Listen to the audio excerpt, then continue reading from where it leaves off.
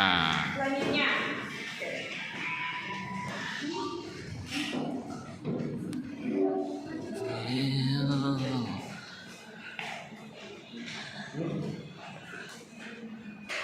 Baiklah, pengertian norma secara umum dan menurut berdasarkan ahli. Pengertian norma secara umum yaitu aturan atau ketentuan yang bersifat mengikat suatu kelompok masyarakat sebagai panduan atau tantangan atau pengendalian tingkah laku.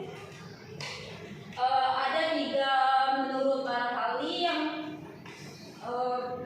menurut Bromsellen, norma adalah sebuah rancangan yang sifatnya ideal dengan memberikan batasan bagi suatu masyarakat dengan tujuan hidup yang lebih sejahtera.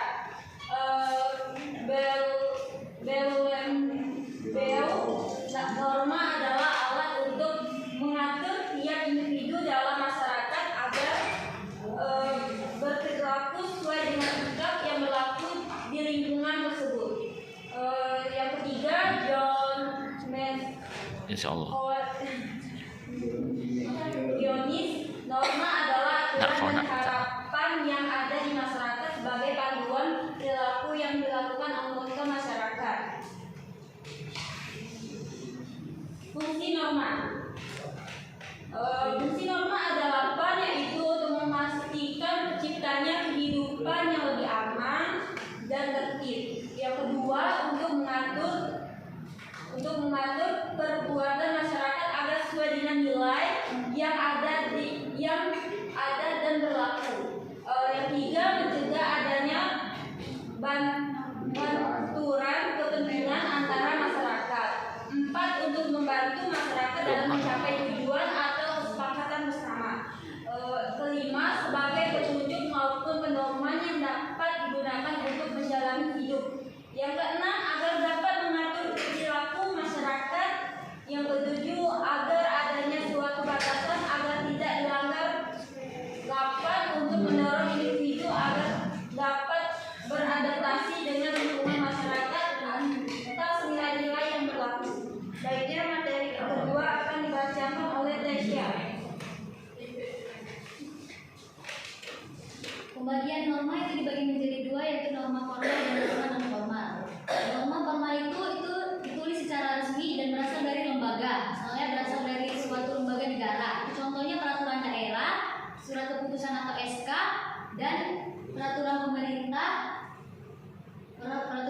atau PP dan undang-undang. Yang kedua itu norma non formal. Norma non formal itu biasanya berupa kebiasaan atau yang tidak resmi. Itu biasanya terdapat di peraturan-peraturan yang ada di rumah sendiri atau yang ada di rumah ataupun keluarga. Seperti contohnya cara kita berpakaian yang sopan, etika dalam berbicara, atau etika dalam makan dan minum.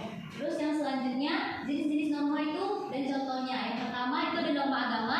Norma agama itu berasal dari Tuhan Yang Maha Esa atau bersumber dari penciptanya. Contohnya itu rajin beribadah, terus membaca kitab sucinya dengan sesuai ke agama dan kepercayaannya masing-masing. Yang kedua, tidak mencuri, tidak berdusta atau berbohong, tidak melakukan perjudian dan minuman-minuman keras. Yang kelima, tidak menghina orang lain. Yang kedua itu norma kesusilaan. Norma kesusilaan itu norma yang berasal dari hati nurani manusia atau kesadaran diri kita masing-masing. Itu contohnya itu bisa tidak menyontek saat ujian, tidak menyakiti hati orang lain, meminta maaf saat membuat kesalahan, berkata dan berperilaku jujur, serta membantu dan menolong orang lain. Selanjutnya akan kembali ke moderator. Baiklah, materi selanjutnya akan dibacakan oleh Nurul. Pada Nurul kami persilakan. Norma kesopanan. Norma kesopanan adalah aturan-aturan yang menekankan perbuatan seseorang untuk menjaga sopan santun, tata krama, dan adat istiadat. Contohnya itu ada 5. Yang pertama yaitu mengucapkan salam ketika bertamu. Yang kedua, orang muda harus menghormati orang yang lebih tua. Yang ketiga, berpakaian sopan. Yang keempat, menghargai pendapat orang lain. Yang kelima, pada saat makan jangan sambil berbicara. Yang keempat, norma hukum. Norma hukum adalah mandat atau aturan dan persyaratan yang berasal dari otoritas hukum atau peradilan. Contohnya ada 5. Yang pertama yaitu dilarang memperkerjakan seseorang lebih lama dari hari kerja maksimum. Yang kedua, dilarang memberikan kesaksian palsu selama proses peradilan. Yang ketiga, semua orang memiliki kewajiban untuk mematuhi peraturan lalu lintas. Yang keempat, dilarang melakukan hubungan seksual dengan anak di bawah umur. Yang kelima, diskriminasi terhadap orang lain dilarang. Selanjutnya, pengertian hukum. Pengertian hukum adalah himpunan peraturan yang bersifat memaksa dan dibuat oleh lembaga berwenang yang harus ditaati oleh masyarakat dengan memuat ancaman hukuman apabila dilanggar. Selanjutnya, tujuan dan fungsi hukum. Tujuan dan fungsi hukum ada 5. Yang pertama yaitu menciptakan kesejahteraan, ketentraman, dan kenyamanan dalam kehidupan. Yang kedua, menjaga agar tidak terjadi aksi-aksi kurang terpuji dalam kehidupan bermasyarakat. Yang ketiga, menjadi petunjuk atau pedoman masyarakat yang berlaku. Yang keempat, melindungi hak asasi setiap manusia. Yang kelima, menciptakan serta mewujudkan istilah keadilan bagi seluruh masyarakat Indonesia.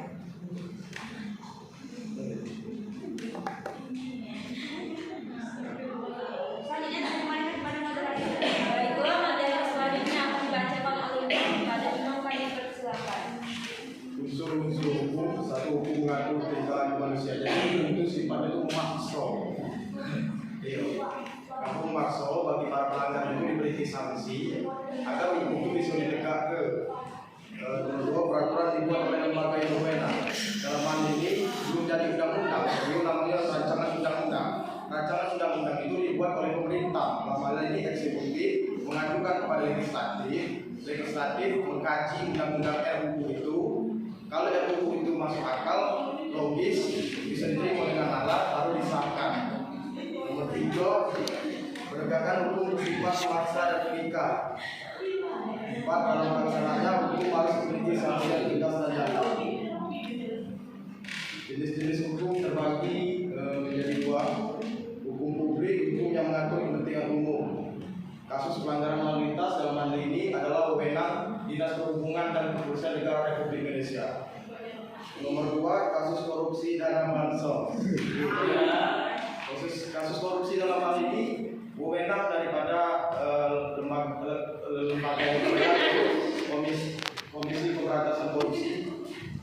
3, kasus ujaran kebencian. 4, pertengkaran antar kaum. 5, menyebar berita hoax. 2, hukum privat.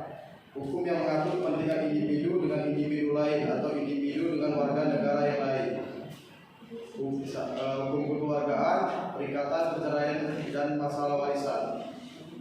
Pembagian jenis-jenis hukum menurut sumbernya. 1, undang-undang, kebiasaan, jurisprudensi, traktat, dan doktrin. Hukum menurut bentuknya, hukum tertulis, hukum yang tercantum pada perundang-undangan. Contohnya undang-undang KUHP dan lain-lain. 2, hukum tidak tertulis, hukum yang berlaku serta diyakini oleh masyarakat dan dipatuhi akan tetapi tidak dibentuk menurut prosedur yang formal, melainkan rakyat dan hukum di kalangan masyarakat tersebut. Contoh hukum adat dan hukum agama. Hukum menurut tempat berlakunya. 1, hukum nasional, hukum yang berlaku di suatu negara. Contoh Undang-Undang tahun 45. 2, hukum internasional, mengatur hubungan hukum dalam dunia internasional secara global. Contoh konvensi global. Selanjutnya saya kembalikan kepada Berisik semua berisik, Cuk. Baiklah, materi selanjutnya akan dibacakan oleh Nadia. Pada Nadia saya silakan.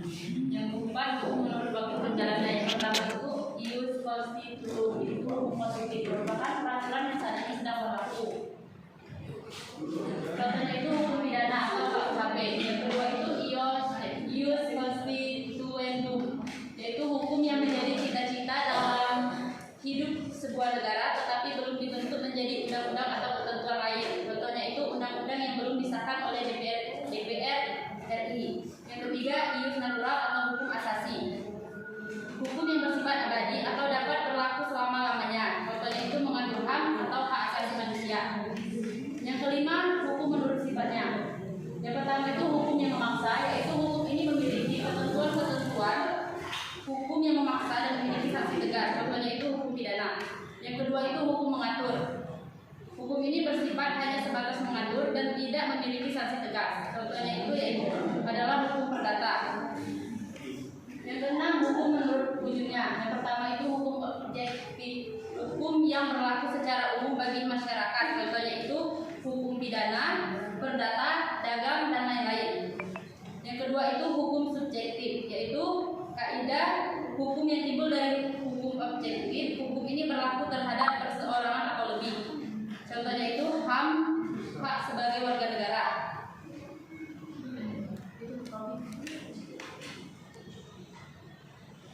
Selanjutnya pengertian peraturan.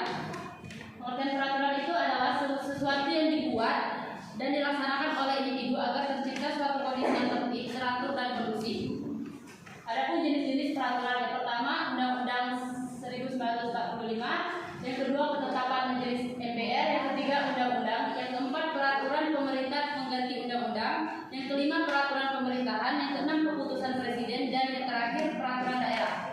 Saya kembalikan ke moderator. Baiklah, kami akan memberikan satu kasus dari materi kami akan dibacakan oleh Tesya.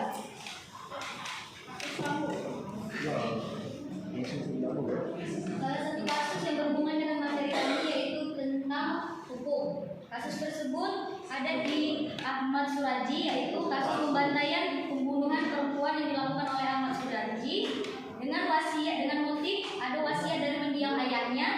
Ini terjadi di Sumatera Utara, Kota Medan. Itu tuh wasiatnya dari mendiang ayahnya yang memerintah untuk membunuh 70 perempuan agar ia menjadi saksi. Total korban yang dijumlahkan itu ada 42 perempuan yang berusia 11 sampai 30 tahun dengan aksinya selama 11 tahun. Baiklah, kami akan membuka sesi tanya jawab. Bagi teman-teman ingin bertanya, kami persilakan. Jeda ya. Ini ya. Atas masalah, saya Westa ingin bertanya, mengapa manusia membutuhkan norma hukum padahal sudah ada norma agama? Terima kasih. Selanjutnya, Sri. Tanya, bagaimana kita menegur orang yang tidak mempunyai sopan santun? Nah, jika ditegur, dia malah menginjak letak. Solusinya bagaimana? Dari contoh-contoh yang telah kalian terima kasih. Ayo. Baiklah, pada Rizka, silakan. Yuk.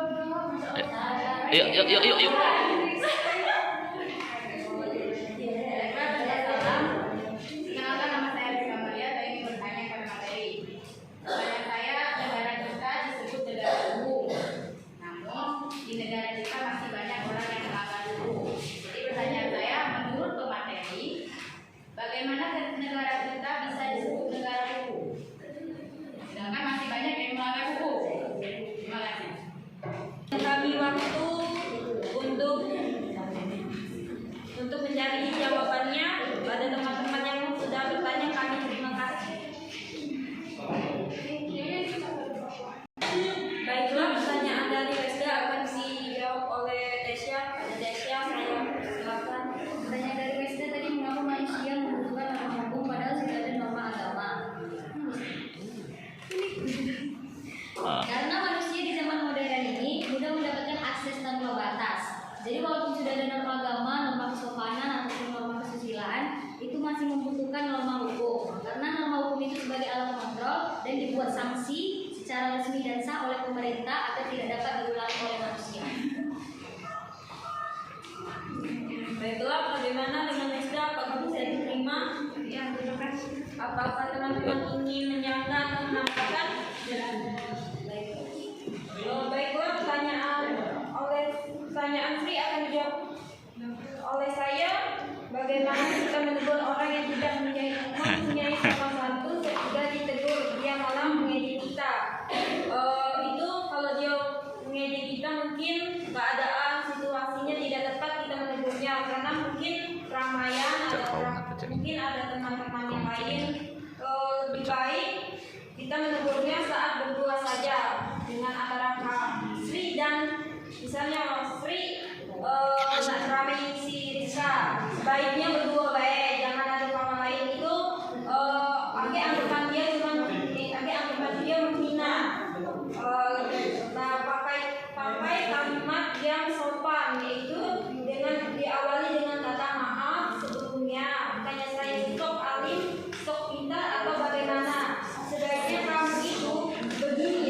jangan seperti itu.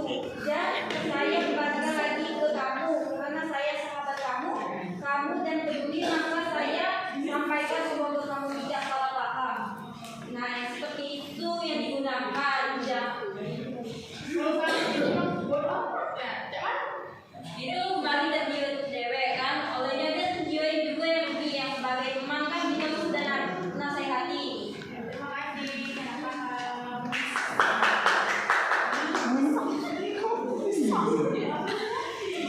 Baiklah, pertanyaan dari Rizka akan dijawab oleh Nurul. Kepada Nurul saya persilakan. Pertanyaan Rizka, negara kita disebut negara hukum. Namun di negara kita masih banyak orang yang melanggar hukum. Menurut pemateri, bagaimana negara kita tidak disebut negara hukum? Jadi jawabannya, Indonesia disebut sebagai negara hukum karena sebagaimana disebutkan di dalam Undang-Undang Dasar 1945 Pasal 1 ayat 3 yang berbunyi negara Indonesia adalah negara hukum. Maksud dari Undang-Undang tahun 1945 Pasal 1 ayat 3 tersebut adalah segala aspek kehidupan berbangsa dan bernegara harus senantiasa berdasarkan atas hukum. Jadi, jika di negara kita masih banyak orang yang melanggar hukum, itu balik ke diri sendiri, maka mereka akan dikenakan sanksi. Selanjutnya saya kembalikan kepada moderator. Bagaimana kepada Rizka, apakah bisa diterima? Tidak ya. Baiklah, pada teman-teman apakah ingin menyanggah atau menambahkan? Baiklah, tidak ada. Selanjutnya saya akan membuka sesi kedua dengan 2 pertanyaan. Bagi yang ingin bertanya, kami persilakan. Tidak ada. Nanti dulu. Baiklah, pada Unpa kami persilakan.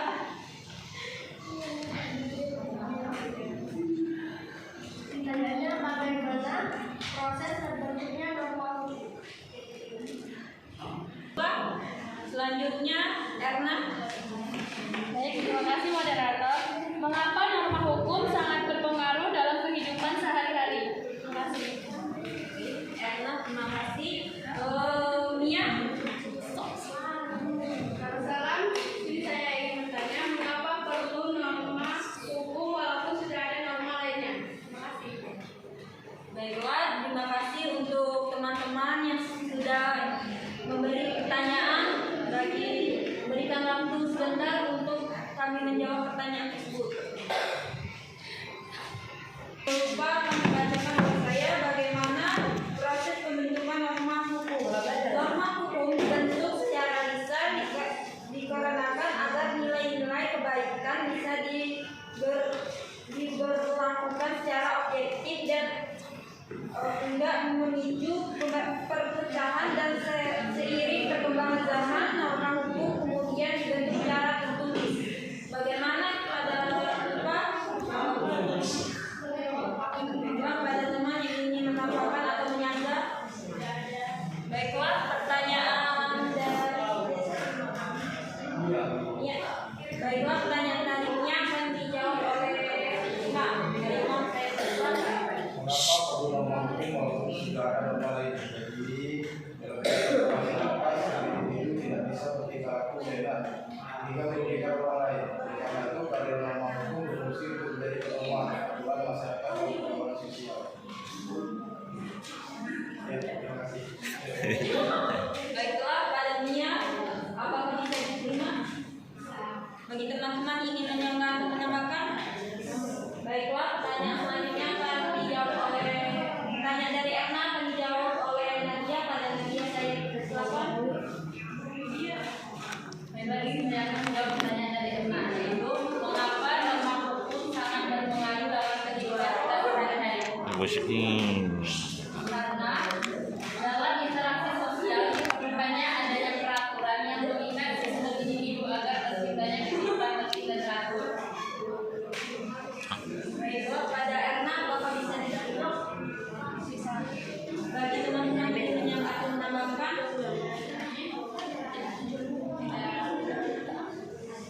Baiklah, selanjutnya